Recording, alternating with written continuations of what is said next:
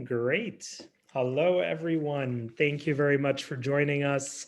My name is Meto Koloski. I'm the president of the United Macedonian Diaspora. We are live on Facebook as well, and also recording this to be put up on YouTube. And so I'm really happy that we're kicking off 2021 with this event on learning Macedonian, building community, the opportunity of a lifetime. Happy New Year, everyone that I haven't spoken to or seen in a while, and I wish you the very best.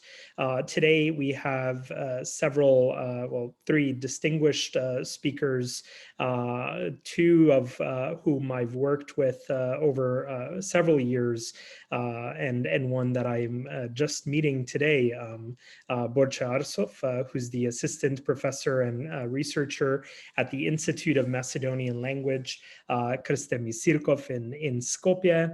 We also have Keith Brown, the director of the Melikian Center, Russian, Eurasian, and East European Studies at Arizona State University, and Christina Kramer, professor Emerita, Department of Slavic and Balkan Languages at the University of Toronto. Briefly, just on Borche, and all our speakers will tell you a little bit more about their work. However, Borche being in Macedonia, he's been focusing on planning, organizing, and working on numerous research projects related to the Macedonian language and its history. And he prepares and conducts courses of the history of the Macedonian language, history of Macedonian literature, and contemporary Macedonian language. Christina, which for many in the Macedonian language sphere, does not need much of a formal introduction, but I do want to put a plug in for her book, Macedonian: A Course for Beginning and Intermediate Students, that you can get on Amazon Smile. And Keith Brown, who this is our second opportunity working together since he's assumed this role at the Melikian Center last February, almost a year today. We hosted a film screening of Honeyland at the really beautiful center that Arizona State University has in Washington, D.C. But prior to ASU, he was at Brown University, and we collaborated quite a bit there together with the Macedonian Students Association. And so we're all very happy that this event is coming together. And with that, I'm actually going to turn it over to Keith to tell us a little bit more about his work, and then we'll start a discussion, and we'll leave some time for Q&A. Again, thank you everyone for participating. Thanks, Meto, and welcome everyone again. Really glad to have this chance to chat. I'm not going to talk too much about myself. I'm going to talk more about Arizona State University and the center that I'm directing and our work on building US Macedonian ties. I also, that session we had in Washington last February, I have especially fond memories of, because for me, it was my last pre-pandemic trip out of Arizona. And it was, I hope, if some of you were there, I hope you remember it was a really wonderful conversation we had about this fantastic documentary film.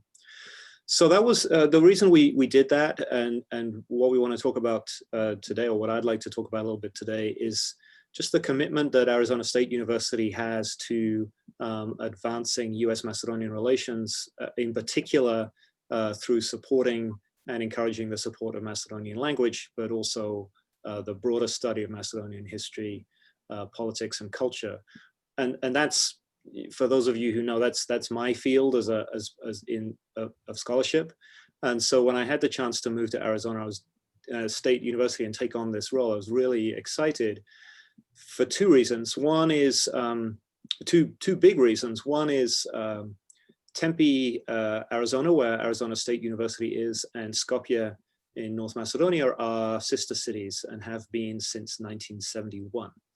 So this is one of the earliest established sister city ties between a US city and a city in what was then Eastern Europe. And so what we're doing actually as part of that, to mark that 50-year celebration this year, is we're having a museum exhibit. I'm helping curate a museum exhibit to celebrate those 50 years. And one of the things that's been fun to find out and sort of intriguing is to realize how bold that was 50 years ago, especially because it involved sending high school students to Skopje at a time when, as the archives show, you communicated by telegram if you were lucky. And one of the things I found out is there was a telegram office strike at a critical moment in 1972 when these students were going back and forth. So American families were sort of sending their kids completely on a leap of faith, very much. But then the incredible warmth that those students encountered, as you would expect and imagine from Macedonian traditions of hospitality, and some of those relationships are still in place now. And we're looking to bring that community back together this summer as part of this marking this 50-year celebration. And then Arizona State University and the University of St. Kirill and Methodius in Skopje have been also in close touch since 1973. And one of the exciting things about taking on this role here at the Melikian Center has been trying to rebuild some of those ties. And the fact that Borche is here with us is part of that. So Borche, for the last 2 years, has been teaching Macedonian through our Critical Languages Institute, which runs every summer. We've offered Macedonian for many years. I was actually a student in the very first Critical Languages Institute class, which was in 1991. So we're also celebrating 30 years of that experience this summer. Macedonian sort of dropped off the agenda for a while, but we brought it back on, and we're really excited about the opportunity Meto's given us to talk to the folks at through the United Macedonian Diaspora and get the word out about these programs. And then just as a side note, I would be remiss if I didn't mention our other long-standing event, which again I'm hoping to build out, is we have some colleagues established a fund in memory of Mary Chonkov, who was a leader of the Macedonian community in Arizona, served as librarian for many years. And so we sponsor speakers and other events. One of the things we were able to do just this last December is bring in, and now I'm blanking on my colleague's name, but I was also delighted to introduce her to Meto, our speaker, Meto, in December. You're also blanking. What the internet's for. I'm also blanking, but I do have to connect with her very soon. Okay, good. And anyway, we run this Chonkov speaker events, and included one in December. We were able to connect with one of the leading citizen diplomats between Soviet Union and the US. And one of the things she writes about in her biography. By the way, Cynthia Lazarov. Cynthia Lazarov, thank you so much. She writes and spoke very powerfully about how her own Macedonian heritage, as a young American being in Russia, this was part of the key by which she unlocked good relations with her Russian hosts, because they immediately sort of felt, well, here's someone we can relate to. This is someone from this large, extended Orthodox Slavic community. And she's spoken really powerfully about the experience of going back to her village. Her parents came from the Krste region, either side of the modern Greek North Macedonian border. So that's the sort of background of what ASU is up to. And we really wanted today, because we've been involved in this extended conversation with Christina, who, as many of you know, is the sort of leader of, published the leading language textbook, Macedonian language textbook, and taught Macedonian in person for many years at the University of Toronto before she became Emerita last year. So we've been talking about how to sort of build, given that in the great scheme of things, we're working with a smaller body of students who are interested in this language than, let's say, Mandarin or Spanish, but how we can best work together across the different platforms that offer Macedonian to serve heritage speakers and newcomers to the language as well, people who for all kinds of reasons, including my own, sort of encountering the country and realizing that this is somewhere that they want to learn more about, how we bring those folks together through language, and especially how we do that at a time of COVID-19. So in 2020, we ran summer language programs. Instead of running them in person as we would normally do, we ran them all online. And as I said, Borche taught last summer for us. So what we wanted to do today is just give Christina and Borche a chance just to talk together and with us about how they see the future of ensuring that Macedonian language is available for people who want to either learn it from scratch or cement the knowledge that they have perhaps from family usage from older generations. So it ties in very closely, we think, with the mission and goal of the United Macedonian Diaspora. So I'm going to kick off. We had a few questions that I was going to offer as prompts and sort of frames to start with. And then after we've heard a little bit from Borche and Christina, we'll turn it over and take questions from the audience. And Meto, would you suggest people use the chat for that? Yes, the best is for everybody to insert their questions in the chat, and then we'll go one by one. Great. So I'll kick off with these questions. So first, Christina and Borche, welcome both. Wanted to talk just about what the sort of big picture of resources for Macedonian language study are, like where are courses offered, and what's been your experience helping students? Where do you point them to sort of build towards their formal training in Macedonian? Borche, do you want me to start? Because I'm sort of past and you're sort of present and future. Sure, yes, please. So I want to begin when we talk about the ecosystem of where Macedonian is taught, how it's taught, where it's taught, and where we can imagine it's being taught. There was a time when Macedonian was taught, not necessarily every summer or every academic year, but we had a number of places depending upon the research interests of particular academics. So Victor Friedman taught it in North Carolina, then Robert Greenberg taught it in North Carolina. It was taught at University of Chicago. It was taught in Arizona. It was taught sometimes at University of Arizona in some form with Grace Fielder. And then beginning in the 90s, the Macedonian community, actually beginning in the late 1980s, because I got hired as a Slavist at University of Toronto, but I know Macedonian, the Macedonian community facilitated my being able to offer Macedonian. And it's really important to get that sequencing. So I wasn't hired to come here and teach Macedonian. I was hired to come here and teach Slavic linguistics and Russian, but I happened to do Macedonian as my main language. So everyone thought, well, when I retire, surely they're going to hire another Macedonianist. Most of the way Macedonian has been taught and where it's been taught has been just the serendipity of where people end up and the way universities can fund them. So the question for me was always, first of all, what happens after me? Because that course ran for over 30 years. And what happens given these vicissitudes of trying to teach small languages in an era of large language communities? The University of Toronto had nobody teaching Tamil, Mandarin, really large languages. And so where do we find a place for small languages and how do we get them taught? So years ago, I had this fantasy that when they first developed those conferences where you could have television monitors, I tried to set up Macedonian where I'd be on the television and there would be people in London, Ontario and in Windsor and would do 3 simultaneous classrooms.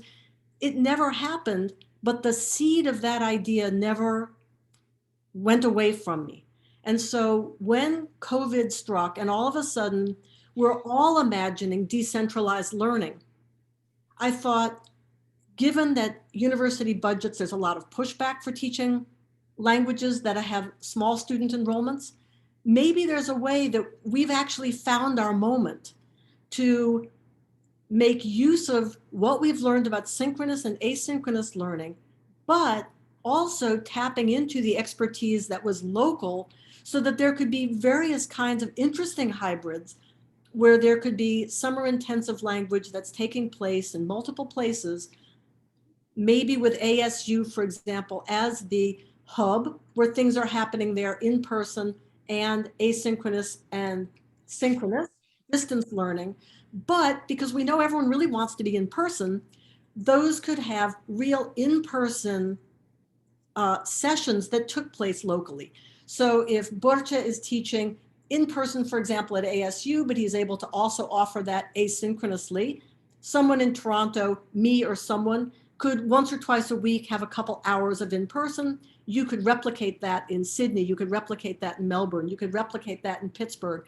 And all of a sudden, these new technologies, which Borche has already been forced into doing, suddenly creates a whole new platform to reimagine Macedonian as not being taught in individual locations, but through a real network of hybridized learning. So that's what I wanted to begin with. Over to you, Borche, because you're the one that had to do this last summer. Thank you. First of all, thank you. Yep, sorry. I said, talk is cheap. It's easy for me to envision it, but you had to actualize it. Yeah, I mean, first of all, thank you everyone for Meto for organizing this, inviting me, and especially being in the company of these two, I would say, ambassadors of Macedonia and Macedonian language, talking about Christina and Keith. So first of all, I would like to thank them about everything they are doing about the Macedonian language, and then I will talk a bit about myself and my experience with teaching Macedonian in person and online.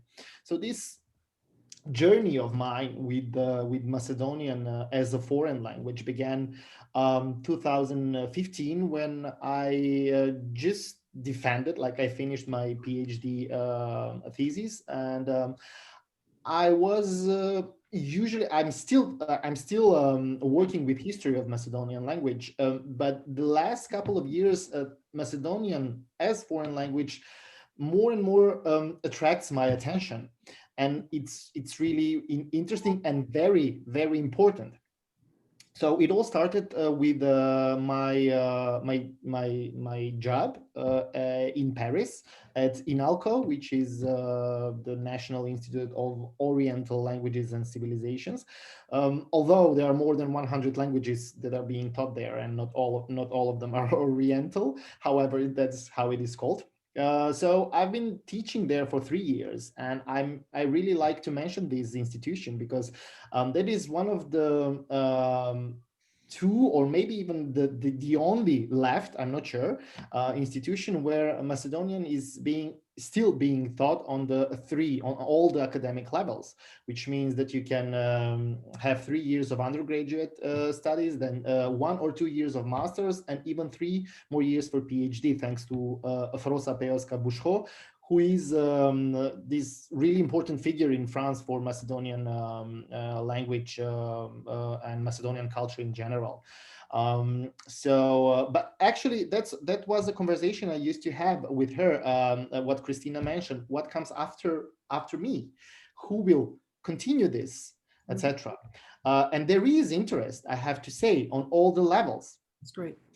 Then I continued this journey, as I called it, with the Ohrid Summer School, which is another institution. I can freely call it an institution because it's really important for teaching and learning Macedonian as a foreign language. And it's been 53 years how this summer school exists, and it's being held, and that's under the International Seminar of Macedonian Language, Literature and Culture, which is a part of the university, St. Cyril and Methodius University in Skopje. So another part that is, I've been teaching there for 4 summers, and I will use this opportunity to do a little marketing, because we are organizing, starting this Monday, actually next Monday, with the first winter school of Macedonian language. It will be quite interesting because it will be first and it will be online. So the concept will be changing in future. However, this first winter school will be basically concentrated more on learning and teaching Macedonian, which means on classes. Usually the summer schools, they don't have only classes with professors, but with also some courses, some other activities, etc., especially when it is in person and when it is in the most beautiful Ohrid. But however, this year, actually last year, sorry, was the first year how I had the opportunity, I don't know if I should say fortunately or unfortunately, the opportunity to teach Macedonian online for the first time. For the first time talking for a group. I usually had some private lessons, etc., with students on Skype, but this is really something completely different. If we're talking about the Ohrid Summer School, the 53rd Summer School of Ohrid that took place in August, and especially the Critical Languages Institute, the CLI at ASU, at the Melikian Center, which Keith explained and mentioned. So that was actually the first thing, and that's really a huge thing, especially knowing that it's a 7 weeks course, 7-week course, which has 2 semesters. So basically you learn a lot, but you get tired a lot. And talking about online classes, we all experience this screen fatigue, etc. So when you have like 4 hours of screen time, online time, it's really, really hard, not only for the professor, but for the students as well. So the problems here are actually, I don't want to call them problems, but let's say the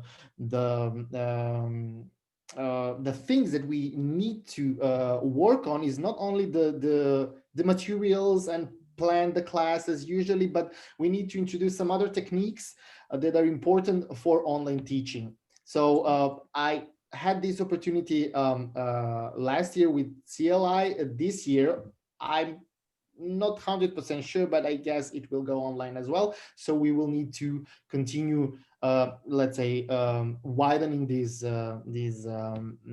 opportunities and these techniques that I mentioned. I will just quickly mention the other places where Macedonian is being taught as a bilateral agreement with the University of Skopje. As I mentioned, first the Paris, Inalco in Paris, in France, then Poland in 2 places, Sosnowiec and Krakow, Romania, Bucharest, Russian Federation, Moscow, Turkey, Istanbul, Hungary, Budapest, and Croatia, Rijeka. And there are also centers where Macedonian is being taught as well, starting with Toronto in Canada, then another place in Poland, that's Poznan, Perm in Russia, Ljubljana and Maribor in Slovenia, Novi Sad and Niš in Serbia, and Zagreb in Croatia. However, this number is really, really low if we compare it with the past, especially in Yugoslavia times and post-Yugoslavia, like in the beginnings. There were like a lot more places where Macedonia was being taught. Not to take the time for the other questions, I will stop here, although I have a lot to say, just like all the others. Exactly, right. And Borche, maybe elaborate in terms of maybe Australia, North America. It seems like a lot of these places are European. Why is there a focus more on European universities as opposed to American, Canadian, or Australian, I guess? Borche, are you? Well, Christina, maybe you can say it better because you lived through this period when these changes happened, actually. So again, then it's part of what's really changed the landscape is you have to imagine. I want to say 2 things. One is Macedonian and the interest in Macedonia and Macedonian history and language and linguistics extends beyond where these courses are taught. So, for example, in Hokkaido at the Slavic Center, there's a great interest in Macedonia. There are South Slavic scholars there whose work touches on Macedonian. So we have connections where you're not imagining there are connections. So interest in Macedonia is much broader in terms of cultural and music and history than you might imagine. It's the language, which language is labor intensive. There is no shortcut. There's no short way to learn a language. So back during the socialist era, in the spirit of brotherhood and unity, there were reciprocal agreements. And those reciprocal agreements created a network of language centers where the host country would provide housing and income for a lector. So in Skopje, you'd have a lector who would teach Polish, and one who taught Czech, and one who taught Serbian, and one who taught Croatian, one who taught Russian. And all of the costs of that were borne by the Republic of Macedonia within the Federated Yugoslavia. And Macedonian teachers and Serbian teachers, whatever, would have, by reciprocal agreement, they would, in the socialist countries, also be funded to teach those courses. What we have left are the relics of those networks. So some of those continued and some of them closed.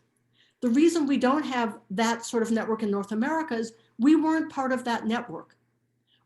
So like if, you know, when people here say, well, why doesn't the University of Toronto just continue the Macedonian course?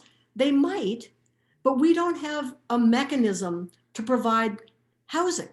And if you know how expensive housing is in Toronto, if we pay someone to just come, for example, and teach one course, they can't afford to live here.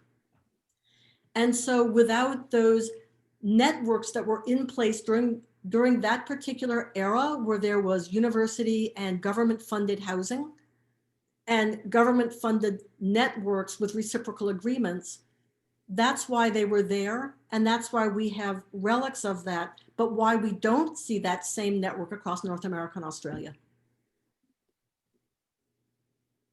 Thank you, Christina. Perhaps, well, hopefully we could, brainstorm of maybe somebody providing housing in Toronto for somebody to come from Macedonia and funding secured, because it would be fantastic to continue that. Keith, I know you have a few questions that you want to ask Christina and Borche, so please. Well, yeah, thank you. I mean, we've sort of spilled over a little bit, but I want to sort of pick up on Christina's last question, because I think it's or her point about the high investment that language learning takes. Yeah. And now that we're talking about economics and how we can't rely on certain systems to support lecturers, I'd like to, if both of Christina and Borche could just talk about what they see as the returns on investment for students learning, taking a language on, and I think especially for heritage speakers who might feel like, I can get by. It's like, what is the return on investment in actually taking a more formal class like this? Borche, did you want to start this one? Because I know I could talk for like 3 hours, so I'd better just shut up and let you start. All right, I will be short, so to leave more time for you. Talking about teaching language now, I'm not concentrating if it's like online or it's in person. That doesn't really matter in this case. If we compare, like, especially the heritage speakers and let's say the non-speakers or the absolute beginners, like the learners from scratch. What is really interesting in this comparison, if I can call it that way, is that we can make more different comparisons. Like, first of all, if we're talking about the grammar and the structure of the language, comparing to the verbal competence, I will just mention an example of the 3 students I had, like from the Peace Corps. They were actually evacuated due to the coronavirus crisis from Macedonia, and they decided, it was really interesting to see them, how they were really interested into continuing their journey and their hope for coming back to the country. So the motivation is, first of all, really important. Like, why am I, if I'm not a heritage speaker, why am I learning the language? In this case, with the Peace Corps, for example, they have these first preliminary, let's say, lessons of Macedonian, but the accent here is not that much on the grammar and the structure of the language. It is more like on the verbal competence, like what is important on what different situations they will be in, and including their host families, etc. So comparing them with let's say a student that is a linguist, like a language student, you cannot the thing is that they have, like, first of all, a different approach. I'm not talking about terminology here, because they of course use different terminology, but the different approach, and of course in the end different use, they will have a different use of the language. So here, and if I introduce here the difference between the Slavic speakers and the non-Slavic speakers, that's another thing.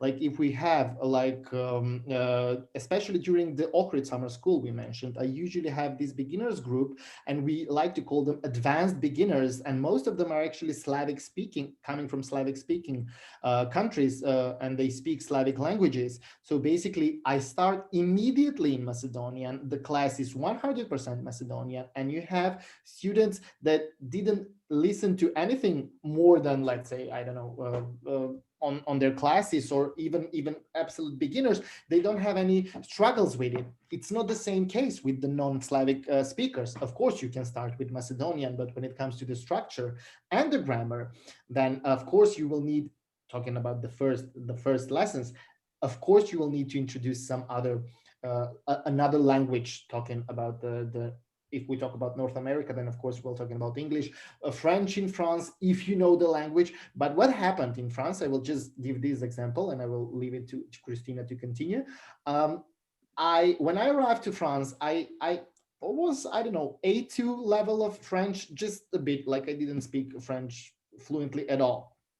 So I started my classes immediately in Macedonian. I was trying and struggling with French, but I didn't have any options. I didn't want to use English. They didn't want to use English. So the students, I mean, and then how the time progressed, like in the past, whenever I needed to explain some short thing in grammar, I was always using French, and they were like, but no, like it was easier, and it was better in the beginning because you didn't know French. Now you always use French, and I use it, for some short reference, not to spend a lot of time when we need to repeat something, etc. So the use of let's say second language in teaching, that's another interesting topic, but I'm not going to go deep into it because I get a bit like out of the subject. So Christina, please, you can continue because we don't have a lot of time. Sorry. I'll try to be, your point is, what is the student motivation? What do they want as the end goal?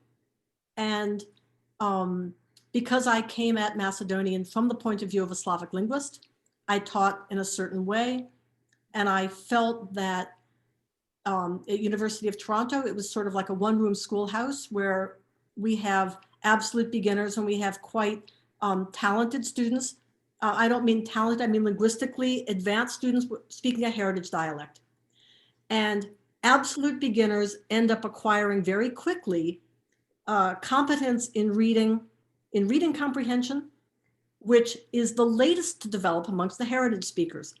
So I think that what makes the return on the investment, I think, to be honest with students, which is every step forward is a step forward.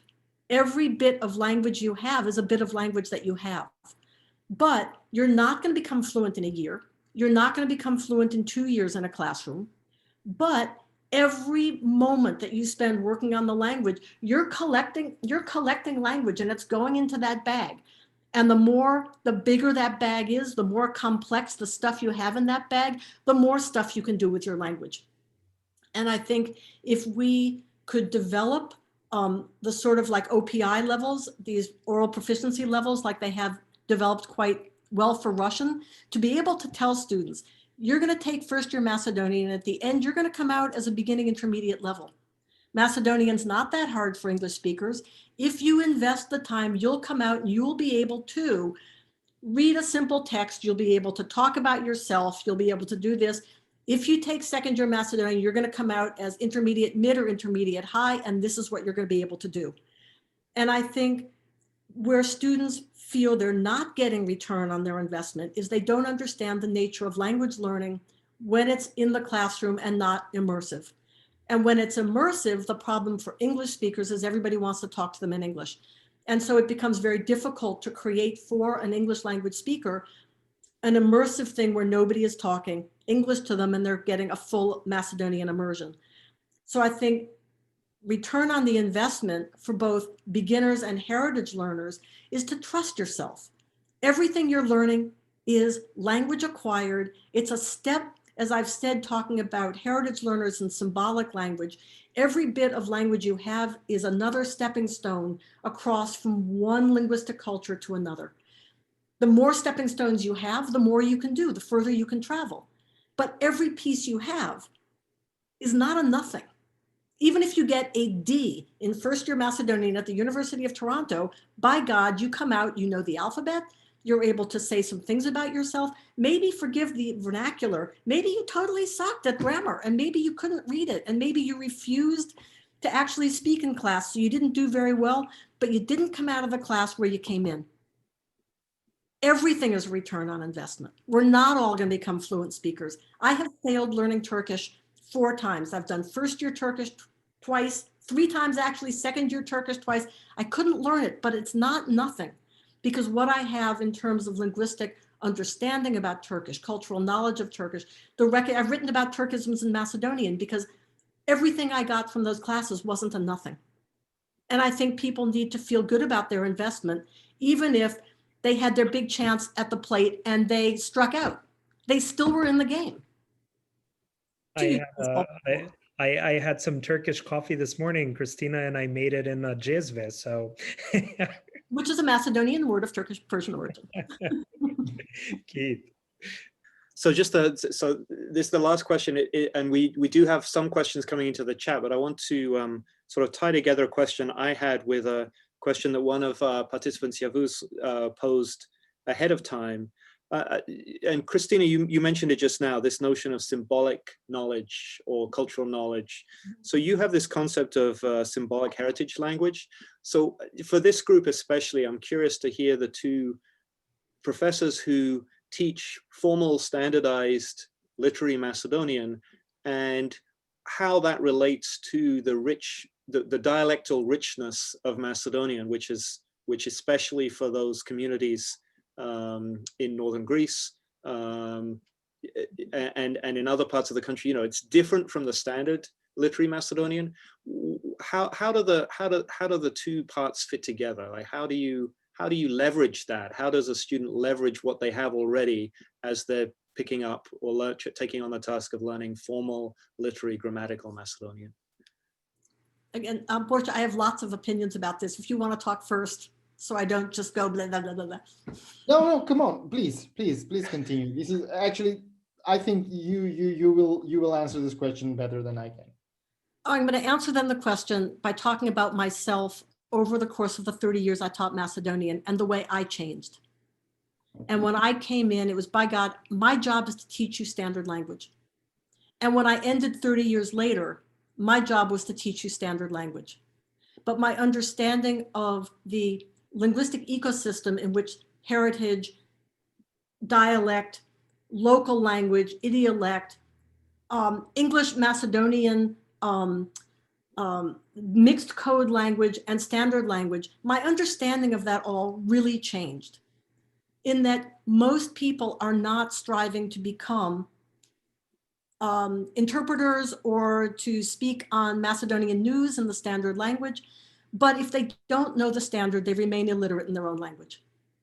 And so I feel the gift of Macedonian standard language is something that was fought for so hard, and that if you can't read your history without knowing the standard language. You can't operate in the Republic of Macedonia without knowing the standard language, and you have trouble communicating with people from different parts of Macedonia without the standard language. So I feel a real strong commitment to what the standard language does, why it was created, what it gives you, its carrier of national identity. By the same token, people in the world speak multiple languages and they speak multiple dialects, and their local variant is a carrier of another kind of identity.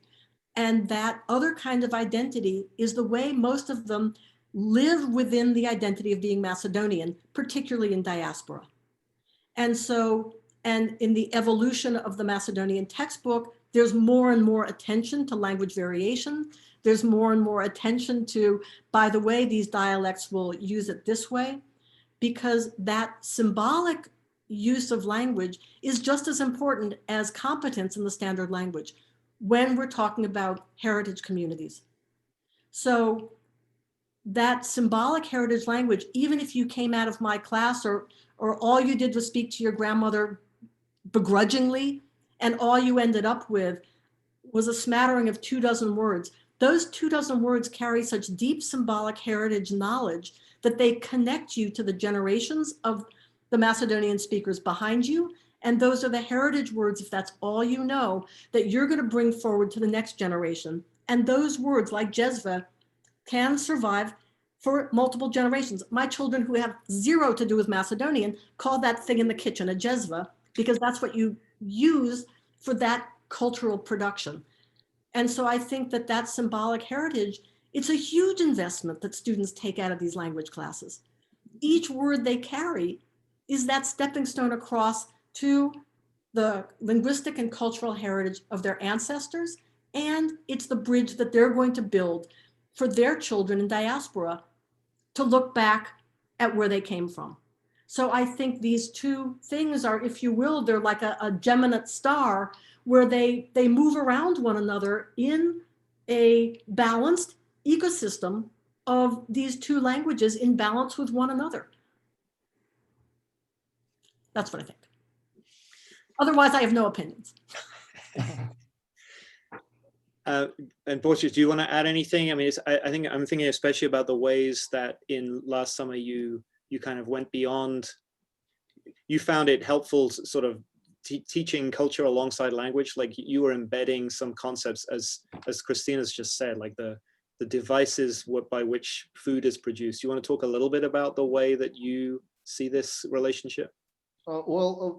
I can talk a lot as well. I was just afraid that if I start, then I won't stop, and then we have only 1 hour, and it's a lot. However, first of all, I would like to add here not only the heritage speakers, although they're what Christina mentioned is really important, but on the other hand, even if we are talking about people that are not Macedonian, like foreigners that are learning Macedonian, if I teach only the standard language, of course we start with it, but then you can just put them on the street in Skopje, and then using the standard language, it will be really, really, okay, not weird, but for some other people around them that don't recognize them as foreigners, it will be weird.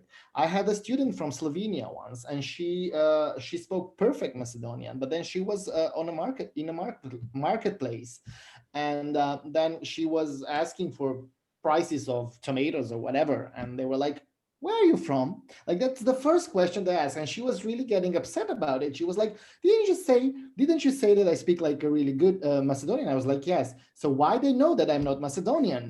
So, but she was using not the words and the phrases that are commonly used like in the marketplace, but the ones that she learned during the classes. So what I always like to introduce to my students, it's not only the standard, but also some phrases, some words, it depends on their interests, of course, that are very often and commonly used in the spoken language as well, like on the streets, etc., even including some dialects. So if you want me to continue, I will, but as I said, like... Could I just chime in here really quick? Because both of you are language professors, teachers. How do you bring in, I guess, the dialects, and how can we preserve the dialects? Because obviously we don't want to lose them within this concept of, the standardized. I mean, I'll tell you, I mean, I spoke Prilepski and Kichevski, both my parents' sides growing up, but then, it took me a while, and I didn't have Macedonian language formal study. I'll be very frank. The way I learned it a lot is through my parents writing down the alphabet, and then me practicing, writing letters to family members. So I never had a formal Macedonian language instruction. But, how do you incorporate dialects and preserving those? And there was a question by one of our participants in terms of like the Macedonian dialects in Western Turkey, where a lot of Macedonians moved in the 50s, and they, I guess, brought over their dialects, and how do you preserve them, but while also learning the standardized. Christina, do you want to start? No, I keep starting. You can't. All right. Again, sorry. Well, no worries. Well, first of all, my experience, especially like at CLI and the Ohrid Summer School, is with at the beginners level. So basically, here we cannot talk a lot about dialects. So you do introduce them, you mention them, of course. But then if we're talking about dialects and as I mentioned, like the spoken form, like even some familial words, etc., then it's better to keep them for the higher levels of the language. Talking about higher levels of the language, I had this experience and this opportunity. And one of the ways to introduce them is with literature and with music, like the traditions, etc. So you have songs like traditional songs, etc. This is one way, especially to introduce and to present this to foreigners. If we're talking about like heritage speakers, the very first thing that is important is the same as I had, like when I started studying Macedonian.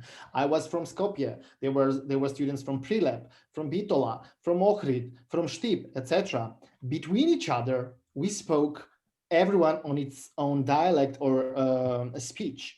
But when it comes to the classes, when it comes to the places where it is expected of you to speak and use the standard language, that's the place where you use it. So basically, my point is to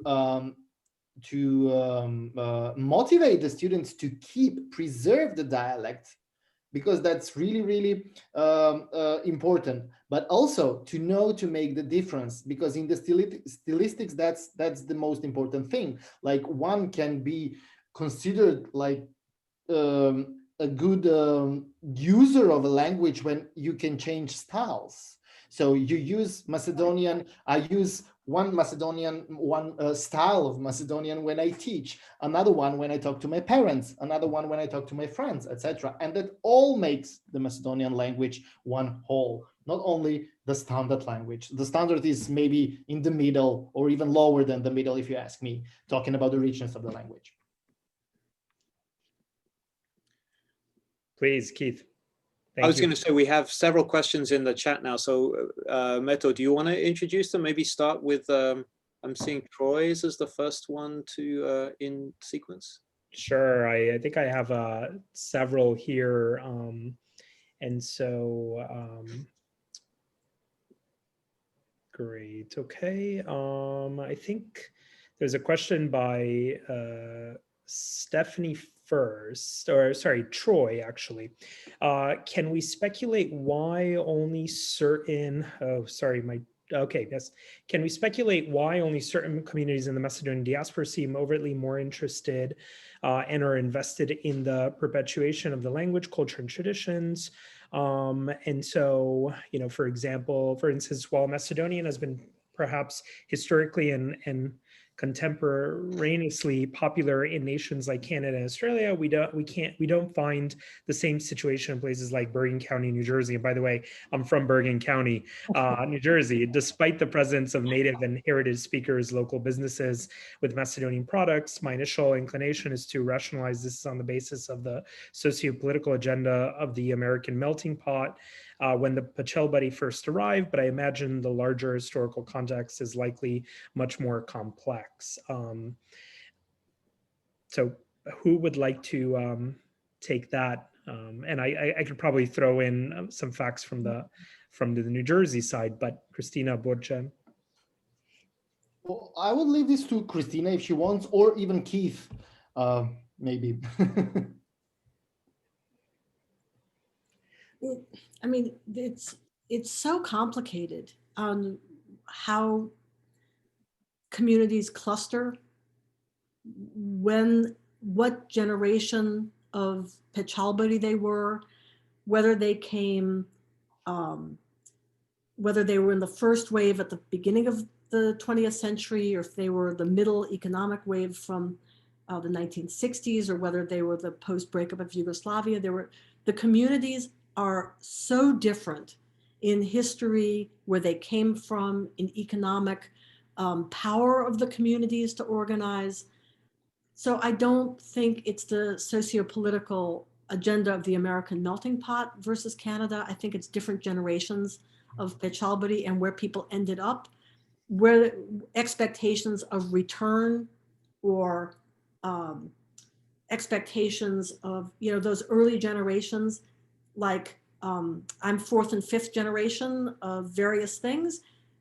The push was assimilation, because that was the only way to get in. There weren't the resources, the resources, the materials that were produced by the early Torontonian diaspora communities. They wrote in whatever, it might be a Bulgarian grammar with old orthography, because that's what they could find, and then that's what circulated. And so it wasn't. It's a very complicated, it's a fabulous question, but it's complicated by very localized histories, is what I would say. I don't know, Keith, if you have a different read on that. Yeah, it's similar answer. I mean, I think scale is one part. Obviously, and one of the things that Troy, you've flagged for me is how long it's taking me to try to figure out in just one case. So actually, someone on this call, Alex Minov, I'm very delighted to see him, but also embarrassed to see him, because he was kind enough to host me 20 years ago in Steelton, Pennsylvania, when I started trying to write something on the history of that particular community in Steelton, Pennsylvania. And I'm still trying to figure it out, Alex. But the economic power, as Christina said, one of the elements in the Steelton case was a sort of disagreement, I think, within the community of what are we losing if we lose language? What are we losing if the person who teaches us language is teaching us something close to the Bulgarian? What are we saying politically if we allow the Bulgarian church to appoint the priest in the church that we've built with our funds, when we think of ourselves as Macedonian? So a whole lot of political aspects of not just the sort of confrontation with different levels of pressure to Americanize and homogenize. But remember, we're often talking about a time where the whole ideal of America was still, you can be who you come to America because you can realize yourself in ways you can't in your home country. But then also disputes from the difficult politics in Macedonia, coming with the communities and changing the ways that these things are prioritized. But you're right, it's a fascinating question, and thank you for that. Meto, do you want to take us to the next? Yeah, it's funny you mentioned, Steelton, which is a, historic Macedonian community, and a lot of them from the Prilep region. And right now you could go to, the cemetery there, and who knows how many Macedonian names you're gonna find. And the church doesn't exist anymore. They closed shop. A lot of the people moved out. And I think that's how America works, particularly when, over the turn of the century, people move the metropolitan areas and then they come back to their roots somehow. And I think, Bergen County, that Troy brought up, I mean, my community where I grew up, I mean, we have a very strong Macedonian church community. People are there on a weekly basis. They go to Igranki dances. They dance to the Macedonian music. They listen to the the music, the singers. And so by that, and then you also talk to a lot of people. It's a very different, and maybe that's why some folks believe that they don't need formal language instruction because they're so immersed into it, whereas other communities are not, perhaps, but there are growing Macedonian language schools at different church communities. And I think this is where Stephanie's question about how can we spread Macedonian language schools in places like Australia, Canada, the US, because it seems like there's less and less Macedonian language instruction over the years, or decline of.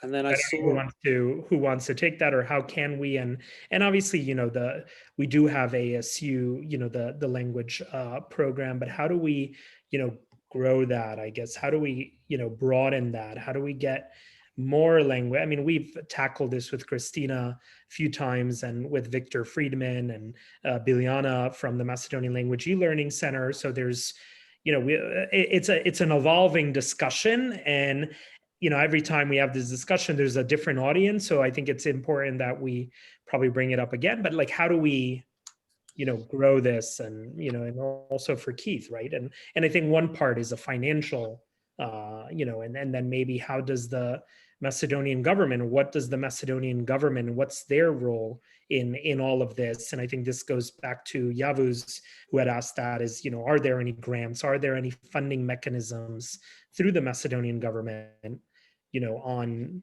language study? Lots of questions. So I will be brief. The whole idea of work that sparked this was to think about networks of language learning, that we're not going to be able to have classes with instructors in all these universities to build the network. We're going to have to think outside the box, but part of the box is in individual speakers. And individual speakers, I'm mixing metaphors, which I apologize. They need to realize part of spreading language and getting more language is to have people use more language. And it doesn't matter if you use a combined system that's a mishmash, so to speak, of English and Macedonian, because that's what your community speaks. It's not a bastard language. It's a language that functions with all the communicative functions in your community. So use it. Out of that sparks an interest in learning Macedonian, then you can plug into these networks that are being built for various kinds of online learning. This Borche, this January winter session, this is great. We need to think about these pods of language learning that can be dispersed from the center. So that's my 2 cents. I will just add here, if we're talking about learning Macedonian in the communities, like in the diaspora, usually, as far as I know, because I had my experience in France, not only the university on the university level, but only with children as well. What is important is also the church, as Meto mentioned. So basically the church, let's call them offices or classrooms that you have, are also used for Macedonian heritage speakers, like for their children, etc., to continue learning Macedonian, and then to start even learning Macedonian and continue at the university, but not, that's like the only place, even in Western Europe, where you can find this. On the other hand, talking about the opportunities, now I will definitely agree 100% with Christina. Now is the time, because now we have the online, not only opportunity, but the skills even, because after almost a year, of teaching and learning, living in a way online, unfortunately living, but yes, we need to use it and take the benefits, the advantages of it. So using the different skills and techniques I also mentioned, and improve other ways, for example, and the Critical Languages Institute, like at ASU, is a perfect place where you can live the language like at the only way possible now. That's the online program. No matter where you are. No matter where you are. Where you are. So I'll just flag, I realized I was just responding to Yavuz's email. One of the things I didn't say about ASU's programs Well, so in answer to Christina's question, yes, we're trying to think about these partnerships in this ecosystem. And one of the advantages of being online is that people can take our classes from anywhere. One of the other advantages at ASU is that 30 years ago, the people who founded CLI made a deal with the university. They said, look, these are less commonly taught languages. If we don't sustain our commitment to them, they will be taught nowhere, which has turned out to be true. And if you hold us to the same standard of enrollments as every other class, then the languages will go away. So how about a tuition waiver for all students? And 30 years ago, ASU said yes. So we are still operating under a tuition waiver so that anyone applying for Macedonian from anywhere in the country gets ASU credit, but without paying ASU tuition. So these are university classes, which, especially given the inflation of costs per credit around the country, are an incredible deal right now. So there's a flat fee of $1,500 to take 8 credits worth of Macedonian with one of the best native speaking instructors in the world. Borche didn't mention that he was recently recognized by the president of Macedonia as the first awardee in the humanities for outstanding early career scholarship. So we're very excited that he's teaching at CLI. And so that's the situation we have right now. And I think the way that universities operate right now is the more interest we can show in languages, the more we can show that we're building out numbers in classes and interest, the more universities are willing to invest in those languages. In other words, they recognize where there is interest, universities will follow. Christina's pointing to the fact that there is never going to be the same interest in Macedonian as there is in Mandarin, Spanish, and so forth. But if we can show, we can fill classes, we can train students to go on and win prestigious fellowships because of the skills they have through learning language, then we can get the university's attention and we can get support. And if we can do it at ASU, then we can show it to universities in Australia, in Canada, and elsewhere. It's like, this is the community that is being served by this. These are the kind of returns for your students wherever they come from. Invest in this. So that's my take. I don't know, Christina, if you want to add to that. Just one thing, which is, you talk about we're never going to have those numbers, but I think, and I use it all my years as chair, when we talk about instrumental value of language learning, Canada and the United States do not need the same number of specialists for Macedonian that they need for Mandarin, but they do need specialists. We might only need 2 specialists, but it costs money to create those 2. Right. And so I think to just remind people that particularly if Macedonia enters the EU, we need specialists. They don't come from nowhere. And so of course it doesn't look like Spanish and Mandarin, it looks like Macedonian, but it's still filling the instrumental need that these societies have for expertise. And I think here, I think Keith brought up a very important point, and congratulations, Borche, by the way, on your recognition. UMD offers scholarships to Macedonian students. Maybe this is something where we talk about where UMD provides a scholarship for Macedonian language students, through ASU. I've recently become a donor of the Mary Chunkov Fund, a monthly donor, and I encourage others to get involved because it's very important that we continue supporting these types of programs. A lot of the times, things happen and programs are closed, and then we're scratching ourselves, what happened. And so I think we need to get more engaged. But some of the questions here, and I think we'll wrap up shortly. However, are there any, a lot of, obviously the students that go through the ASU program, but other programs, are there resources that provide, opportunities for conversational, because like, for example, I took French, but I don't practice it. I don't speak it. I lost it over the years because I don't, I don't maintain it. And so how do you maintain it after you take the language? Well, that's a really interesting question, and maybe it's even a question for some of the students that took Macedonian so far. And first of all, I would like to say hello to all of them, and I'm really grateful they came here. So, guys, hello and stay safe, and I hope we see each other very soon. But from my point of view, the social media is super important in this type of considering your question. So basically there are not only Facebook, Instagram, there are like this meetup thing. So basically you can create I'm talking about sorry, I'm not talking about nowadays the online way of teaching, but I guess and learning and communicating in a way as the only option. But even before, there were like these type of meetups where you can just find an interest, share it, and you will most definitely find someone else who shares the same interest.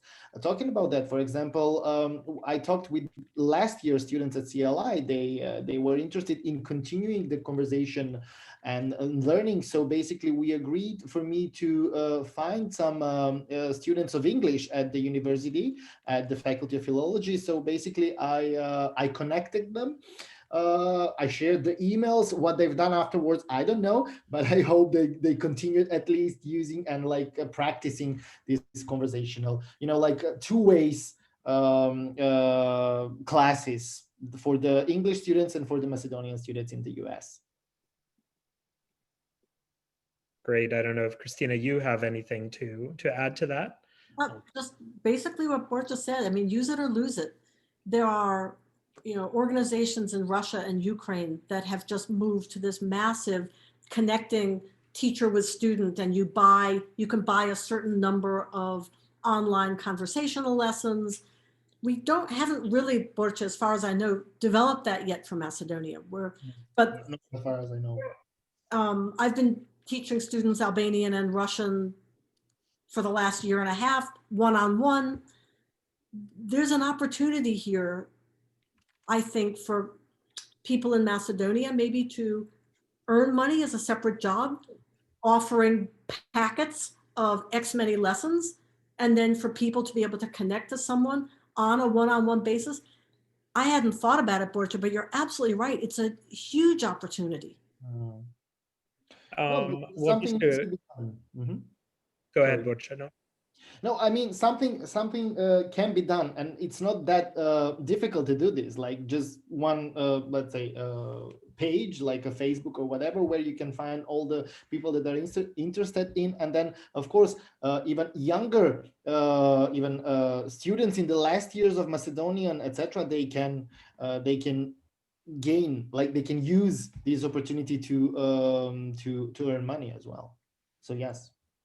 Well, since we're probably going to be in this pandemic probably for the next year, unfortunately, with how vaccinations are going and all that, and there is a resource as well in addition to ASU, the Macedonian language e-learning center, and there's some classes for children and all that some people might be interested in. That's macedonianlanguage.org, and I also put in the chat the ASU link for the program at Melikian Center, and so please definitely check out these resources. But I'd like to ask Christina, Borche, and Keith, let's pledge to have another conversation like this in a year. And what does everybody hope to commit to do within this year in terms of Macedonian language?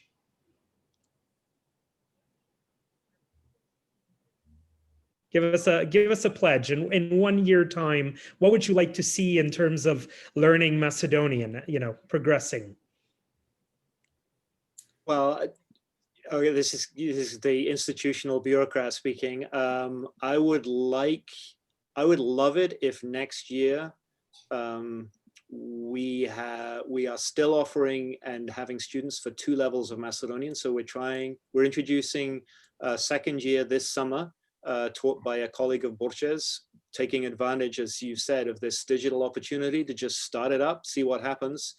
But overall, our commitment at CLI, our model is second year and above. We love to get our students into the country.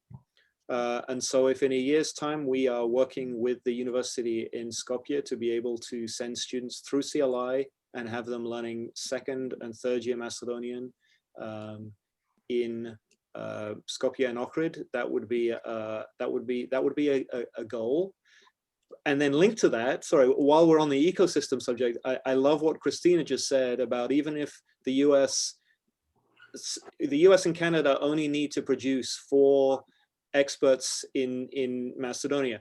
To produce 4 experts, we need 20 people who are somewhat expert. To produce 20 people who are somewhat expert, we need 100 people learning second year language. To produce 100 people learning second year language, we need 500 people learning first year language. So that goal of getting to that thing in Skopje and Ohrid, I've pledged to a whole lot more than just running a program in Macedonia. But working with UMD, I think, is a great way, and seeing this interest and hearing these ideas from folks about what they like the sound of and what ideas they have for how we can advance this program is really inspiring. So thank you, Meto, for that ask for a pledge. There it is. I'm going to hold you to it, Keith, and we'll definitely keep in touch on that. But Borche, what about you? Well, being a part of CLI, I will have to say that what Keith mentioned is thrilling, is great. Like, I really hope to at least be a part of what he said, which I will be, like, if we talk about this summer.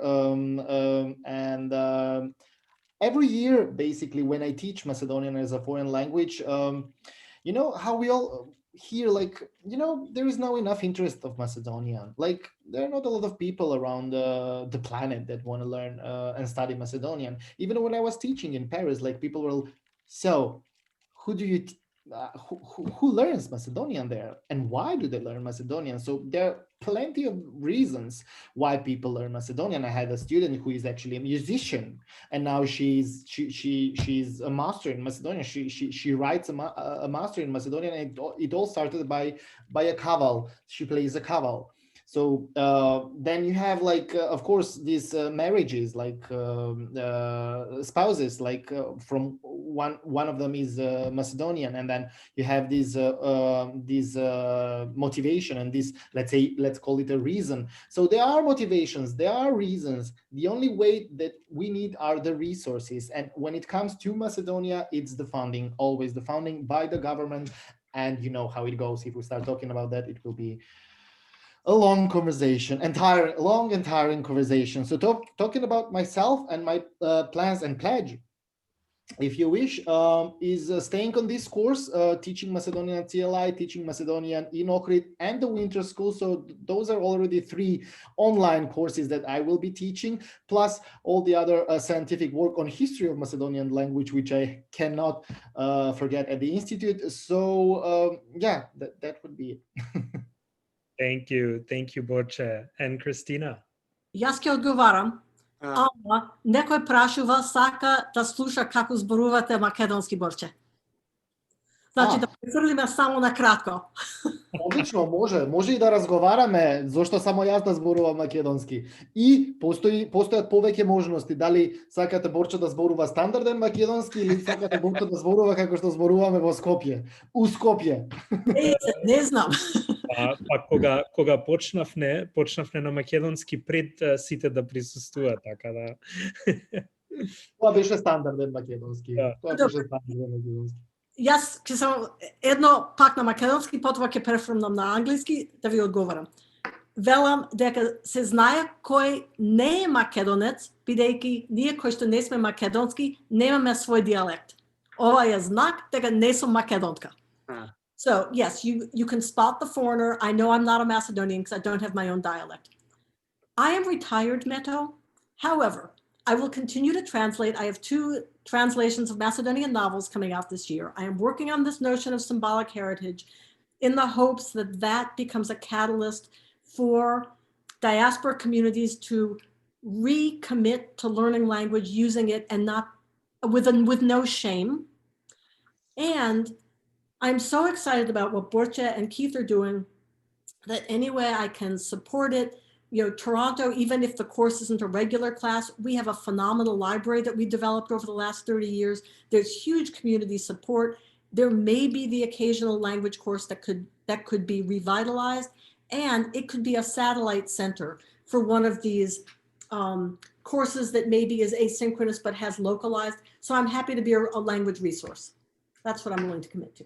Thank you, Christina, and I love this, and I like when we're proactive, and I'll pledge to host you at the Library of Congress again, like we did that one time, to promote the books of Luan Starova. But definitely, you know, we want to be a resource for everybody here, and we'll definitely send emails to all the participants again with the links to the CLI program at ASU and Macedonian language and the other resources. However, I definitely want to chat with you, Keith, more about this scholarship opportunity and see what we can do to assist, you know, the program.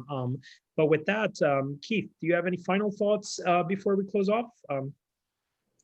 I don't. Thank you all very much.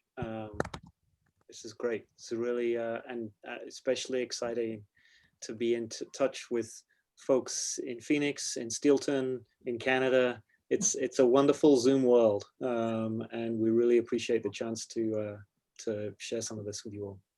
Well, thank you very much, Christina, Borche, and Keith, for your time. Sorry, Borche, I know it's very late for you in Macedonia, and thank you to our Australian participants that are up, you know, at 7 in the morning to attend this. So I look forward to our next event together, and stay tuned. But please definitely continue maintaining and learning the Macedonian language, and I guess we can say da žive makedonski od jazik.